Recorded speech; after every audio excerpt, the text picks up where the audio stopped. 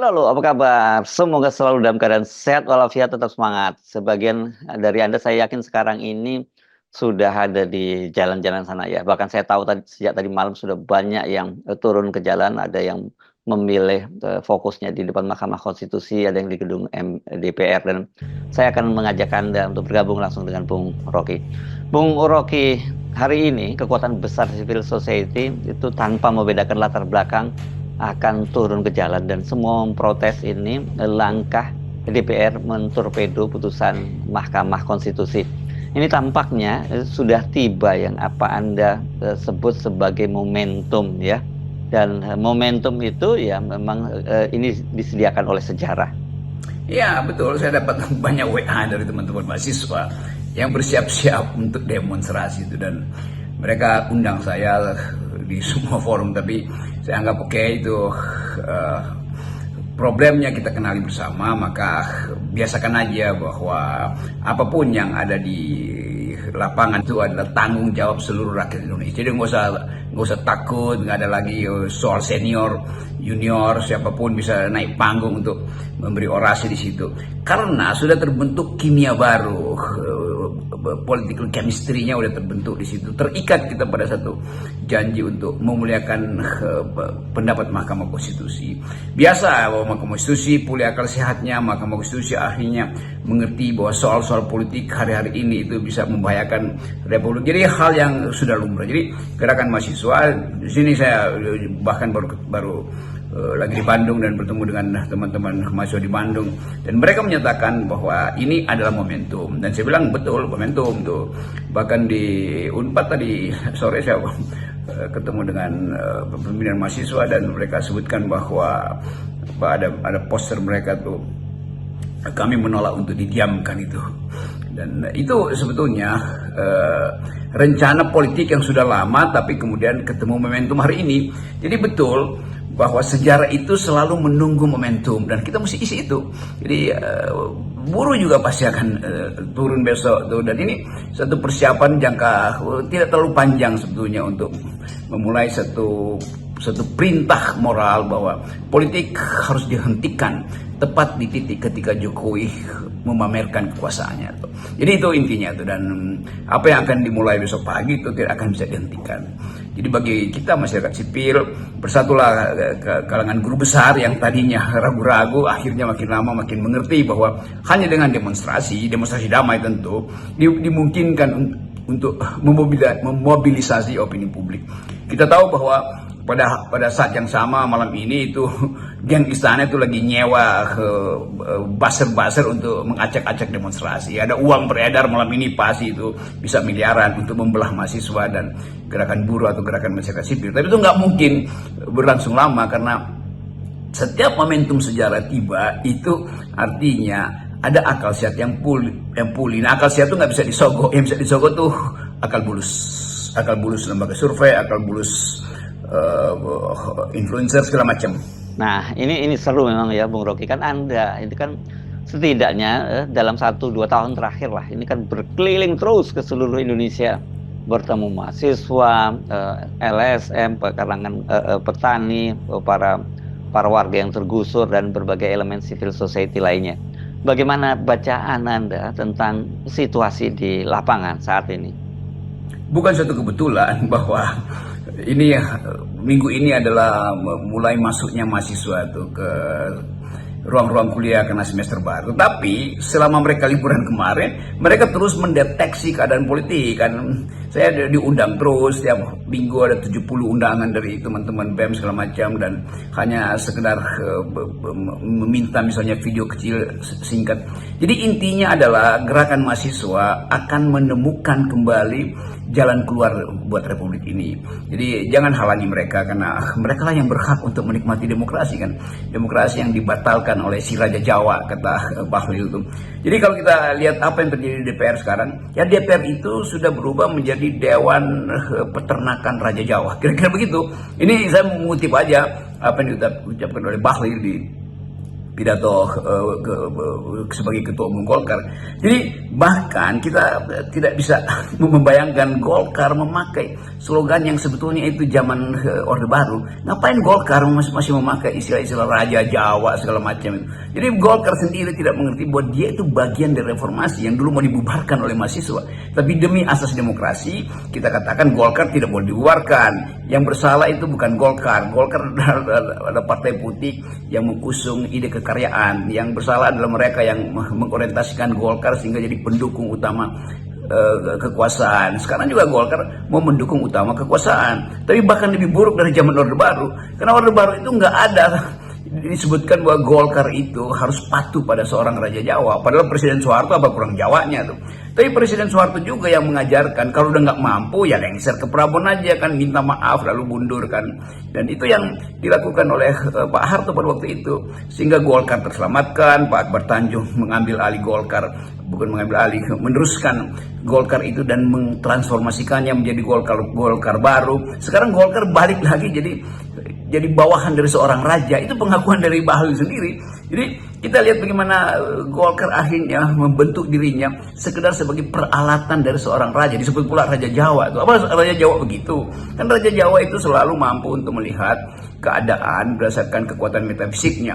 Bahwa rakyat tidak lagi menghendaki dia, pulungnya udah berubah, maka dia mundur. Rakyat bergerombol di depan istana dengan fasilitas PP, itu pertanda bahwa raja harus perhatikan. Tapi Raja Jawa yang sekarang ini justru dilulukan oleh Golkar.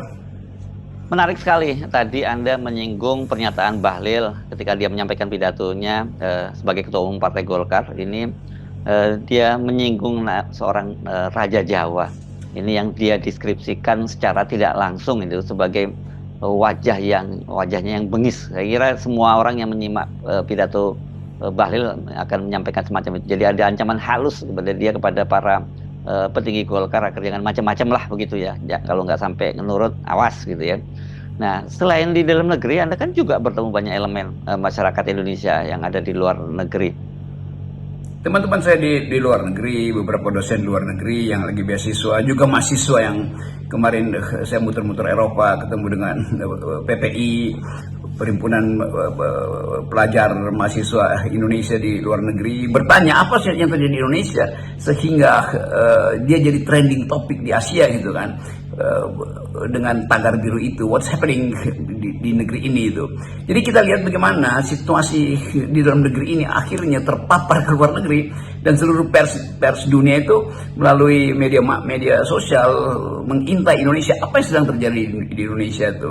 Dan itu trending topik tuh tentang kemaksiatan dari kemaksiatan dari DPR tuh.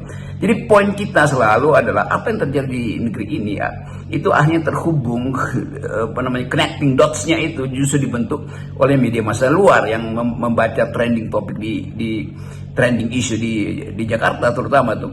Jadi kelihatannya momentumnya sudah tersedia sehingga demonstrasi itu sekedar pembunuhan momentum itu kan. Jadi nggak usah ragu bahwa akan ada gerakan sosial dan dimotori pasti oleh pemuda dan mahasiswa di Jakarta terutama, dan pasti diikuti di tempat-tempat yang lain. Ini udah semacam ya kita sebut sunatullah kalau pakai bahasa agama. Tetapi kita selalu tahu rumus-rumus sosiologi akan mengarahkan, mengakumulasikan energi masyarakat sipil, energi oposisi pada peristiwa tadi siang di DPR yang merupakan pencitraan paling buruk, bukan pencitraan, keputusan paling buruk dari DPR. DPR menjadi semacam stempel aja buat kepentingan Jokowi kan, kecuali PDIP yang tetap bekerja untuk demokrasi itu. Bahkan anggota fraksi dari Partai Demokrat yang memakai nama Demokrat membela keputusan untuk menganulir Mahkamah Konstitusi. Jadi bagaimana mungkin AHY misalnya sebagai pemuda yang diharapkan memimpin perubahan dengan ide minimal ke arah 2009 membiarkan fraksinya itu berbohong di dalam ide demokrasi kan. Siapa tuh yang ngomong tuh di DPR tuh. Jadi kelihatannya bahwa partai-partai yang kita harapkan sebetulnya untuk jadi partai yang mendorong demokrasi justru takut pada si Raja Jawa yang disebutkan oleh Bahlil itu kan. Di kemampuan kita sebagai masyarakat internasional, masyarakat intelektual adalah membentengi demokrasi dari interupsi bahkan intrusi dari perpolitikan otoriter. Pada akhirnya diakui juga bahwa Jokowi itu otoriter karena dia menciptakan diri sebagai Raja Jawa. Situasi sekarang ini, Bung Rocky, kalau kita lihat apa yang terjadi kemarin dalam rapat panjang dan hari ini akan dilanjutkan dengan rapat paripurna, itu di DPR ini yang kita bisa potret itu benar-benar menggambarkan situasi yang terjadi bangsa ini, apa yang yang Anda sebut sebagai pembusukan yang sempurna. Nah, saya kira kita penting juga mengingatkan ini untuk para mahasiswa atau siapapun yang hari ini turun ke jalan, termasuk buruh dan sebagainya, itu juga jangan sampai terpancing. Kita tahu dalam situasi semacam ini pasti akan ada kelompok-kelompok yang disusupkan untuk mengacaukan aksi-aksi yang dilakukan ini ya. Jadi mesti solid dan jangan membeda-bedakan latar belakang ya. Pasti akan ada operasi besar-besaran karena ada uang istana yang tak terbatas untuk menyewa demonstran tandingan, menyewa preman, menyewa buzzer segala macam tuh, menyewa tukang bikin hoax. Tetapi ada batasnya tuh. Bahkan preman pun itu mengerti bahwa ini presiden kelebihan itu, atau Golkar berlebih untuk memuja Jokowi sebagai Raja Jawa itu. Saya tahu bahwa dunia yang sedang disewa oleh istana itu adalah dunia hitam. Tapi dunia hitam kalau kita sapa secara moral, mereka juga akan mengerti bahwa mahasiswa itu adalah sahabat rakyat. Kalangan pengguna kekerasan yang disebut preman itu juga banyak yang berakal sehat. Jadi jangan menganggap bahwa mereka tidak bisa bersama-sama dengan mahasiswa. Dalam banyak isu di 98 misalnya itu, semua faksi ada di DPR tuh, ada di jalan-jalan tuh. Mau dia mahasiswa, emak-emak, preman, intelektual, menyatu di dalam suasana, sebut aja pada waktu suasana revolusioner, karena menginginkan perubahan. Jadi tidak mungkin istana itu bisa menyogok semua alat-alat busuk dalam politik mereka itu untuk mencegah demonstrasi atau untuk membelah demonstrasi. Jadi kelihatannya kalau ada kekerasan itu artinya ada kegiatan istana untuk mengobrak-abrik demonstrasi yang adalah hak masyarakat merdeka tuh. Demonstrasi pasti damai karena mahasiswa ngerti di mana batasnya untuk tidak berhadapan dengan aparat kekerasan. Demikian juga saya kira kalangan kepolisian tahu batasnya itu, karena sudah bertahun-tahun atau paling nggak berbulan-bulan eskalasi dari kekacauan politik itu disebabkan oleh keinginan Jokowi untuk jadi raja, untuk berkuasa seumur hidup, bahkan tuh memperpanjang periode kekuasaannya, memboikot oposisi, memanipulasi konstitusi. Jadi semua hal itu transparan. Jadi kita hanya percaya bahwa gerakan rakyat ini adalah mulia, dan karena itu tidak ada seorang pun yang boleh membatalkan itu. Dan demi itu sebetulnya bukan saya mendorong, tetapi itu akan terjadi itu. Jadi semua hal yang memungkinkan kita menghasilkan kembali politik yang bermutu, politik yang berakal sehat, politik yang damai, politik yang penuh dengan kejujuran itu dimungkinkan karena momentumnya disediakan oleh sejarah hari ini.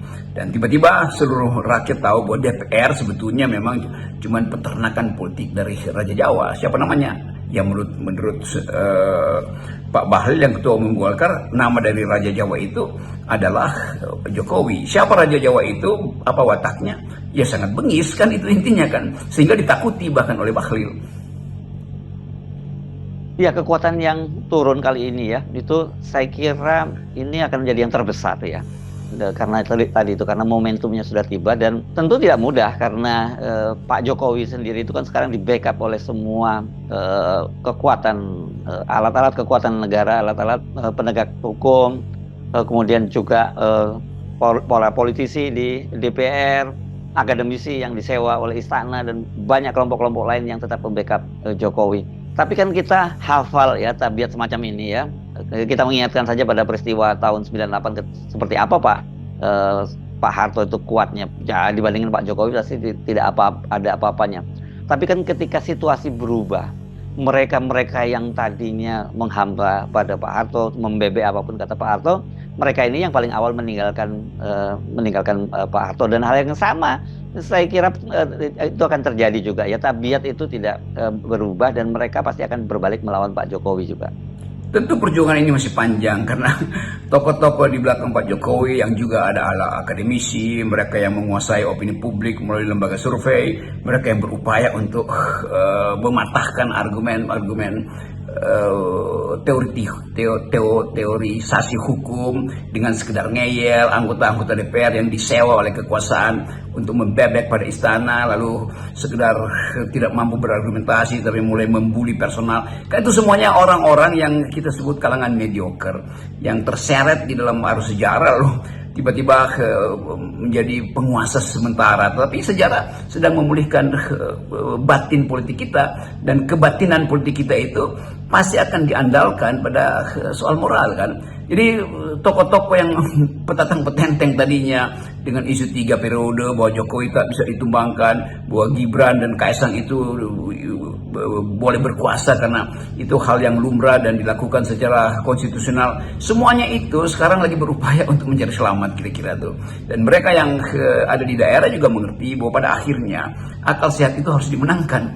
Kita tidak punya kesempatan untuk memulihkan negeri ini kalau tidak dimulai dari sekarang. Ini momentum yang tersedia.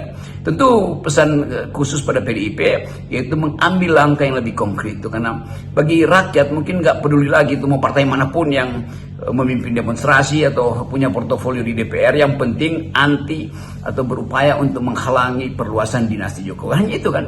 Jadi pesan kita pada publik hari ini adalah silahkan ucapkan keresahanmu, ucapkan kegelisahanmu, bahkan mulai ambil panci misalnya untuk demonstrasi mama atau kalangan ojek itu akan berupaya untuk pawai misalnya, jangan dihalangi karena ini ekspresi sejarah tuh. Tidak ada yang menggerakkan mereka selain pengertian mereka bahwa kesulitan ekonomi disebabkan oleh kebijakan Jokowi, bahwa politik menjadi busuk itu karena kebijakan dari Jokowi. Jadi semua itu dibenarkan justru oleh pidato dari Bahlil. Jadi kembali lagi bahwa Bahlil memang mengafirmasi bahwa Jokowi itu adalah raja yang bengis, karena itu ditakuti, jangan main-main dengan si raja.